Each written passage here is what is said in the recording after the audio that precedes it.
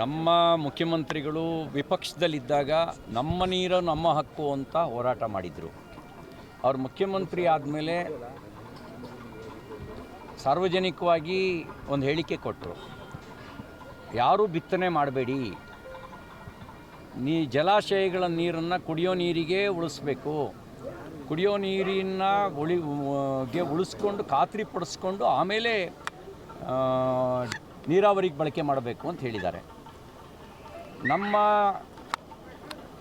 ಬೆಂಗಳೂರಿಗೆ, ಮೈಸೂರಿಗೆ, ಮಂಡ್ಯಕ್ಕೆ ಮತ್ತು KRSನ ಮೂಲದಿಂದ ನಾವೇನು ಕಾವೇರಿಯಿಂದ ನೀರು ಕೊಡ್ತೇವೆ, ಅದಕ್ಕೆ ಕುಡಿಯೋ ನೀರಿಗೆ ಲಭ್ಯ ಎಷ್ಟಿದೆ? ಮುಖ್ಯಮಂತ್ರಿಗಳೇ ಬಾಯ್ಬಿಡಿ, ನೀವು ನಮ್ಮ ನೀರು ನಮ್ಮ ಹಕ್ಕು ಅಂತ ಹೇಳಿದ್ದೀರಿ.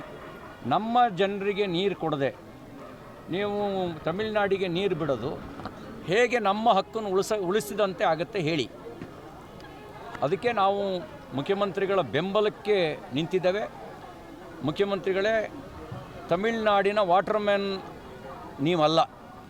ವಾಟರ್ಮ್ಯಾನ್ ಥರ ಟ್ರೀಟ್ ಮಾಡೋದಕ್ಕೆ ನೀವು ಯಾರಿಗೂ ಅವಕಾಶ ಕೊಡಬಾರ್ದು. ನೀವು ನಮ್ಮ ಮುಖ್ಯಮಂತ್ರಿ, ನಮ್ಮ ಜನರ ರಕ್ಷಣೆ ಮಾಡೋದು ಜವಾಬ್ದಾರಿ ನಿಮಗಿದೆ. ಮತ್ತು ನೀವು ಹಿಂದೆಯೇ ಹೇಳಿದಿರಿ ನಮ್ಮ ನೀರು ನಮ್ಮ ಹಕ್ಕು ಅಂತ. ನಮ್ಮ ನೀರು ಅದು ನಮ್ಮ ಹಕ್ಕು. ಆ ಹಕ್ಕಿನ ರಕ್ಷಣೆಗೆ ನೀವು ಮುಂಚೂಣಿಯಲ್ಲಿ ನಿಲ್ಲಿ, ನಿಮ್ಮ ಬಲಕ್ಕೆ ನಾವು ನಿಲ್ತೀವಿ. ನೀವು ನೀರು ಬಿಟ್ಟು ತಮಿಳುನಾಡಿನ ವಾಟರ್ಮ್ಯಾನ್ ಥರ ಆಗಬೇಡಿ ಅನ್ನೋದೇ ನಮ್ಮ ಆಗ್ರಹಪೂರ್ವಕವಾಗಿರತಕ್ಕಂಥ ವಿನಂತಿ ಇದೆ. ಮಾತುಕತೆ ಆಡಲಿ. ಮಾತುಕತೆ, ಪ್ರಜಾಪ್ರಭುತ್ವದಲ್ಲಿ ಮಾತುಕತೆಯೇ ಪರಿಹಾರ.